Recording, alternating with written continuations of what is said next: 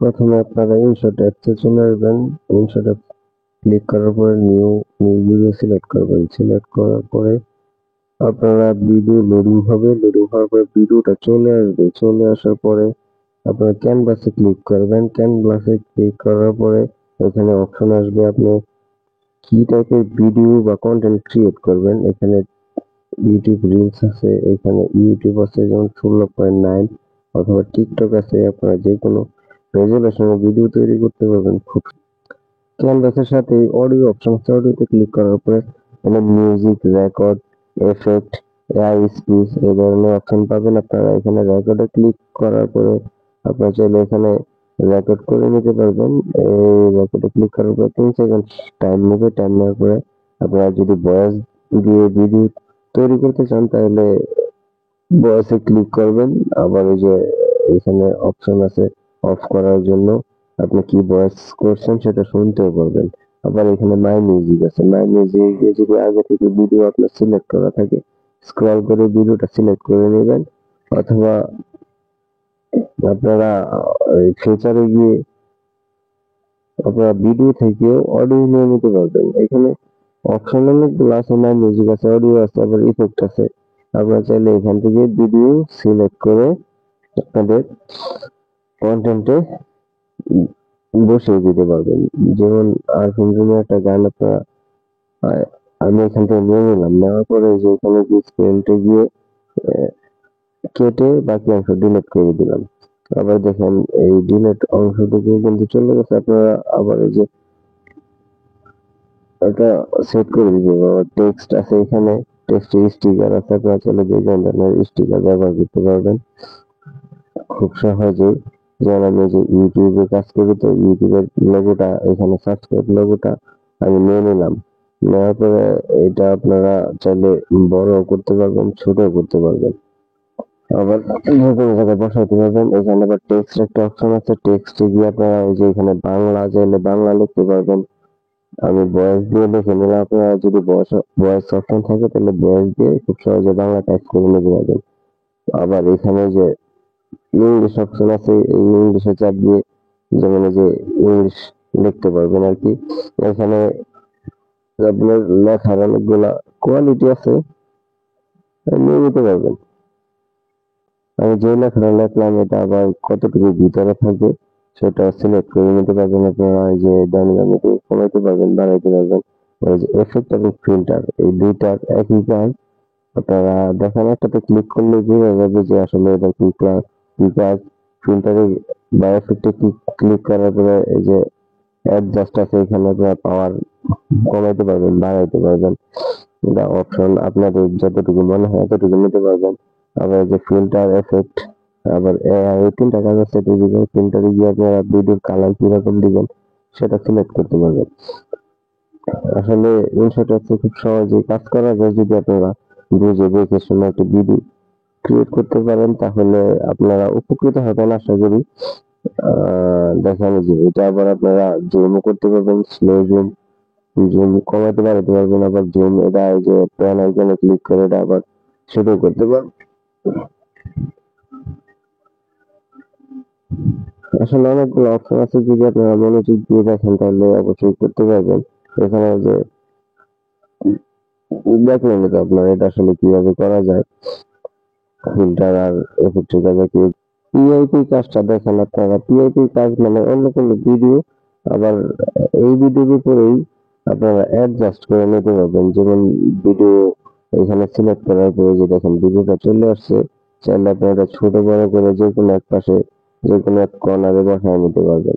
এই পিআইপির কাজ হচ্ছে ওভারলি কাজ। ক্যাপকাটে যেমন ওভারলি করে, এখানে পিআইপি এই অপশনটা আবার এই যে স্পেন্ড করে চাইলে যতটুকু নেওয়ার দরকার পড়ে নিয়ে বাকিটুকু কেটে নিতে পারবেন ডিলেট অপশনে গিয়ে। তারপরে আপনারা কি অপশনে দিয়ে টিক মার্ক করে এটা ওকে করে দিবেন। এই দেখেন এই ভিডিওটা প্লে করার পরে দেখেন ভিডিওটা চলতেছে। পাচ্ছেন ভলিউম অপশনে গিয়ে আপনারা চাইলে ভলিউম কম বেশি করে নিতে পারবেন। ব্যাকগ্রাউন্ডের কাজটা হলো আপনারা চাইলে ভিডিওর ডাইনে বামে ব্যাকগ্রাউন্ড বসায় দিতে পারবেন। আবার স্পিডের অপশন আপনারা চাইলে যে কোনো অংশ কেটে ছোট করে এটা স্লো মোশন অথবা স্পিড বাড়ায় দিয়ে সেট করতে পারবেন।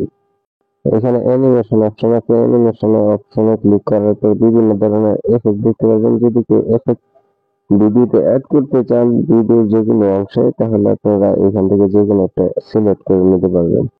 এখানে অনেকগুলো এডিটিং এর অপশন আছে, যদি আপনারা প্রপারলি করতে পারেন তাহলে কোনো ভিডিও যদি কপি পেস্ট ভিডিও করেন তাও আপনার কপিরাইট আসবে না।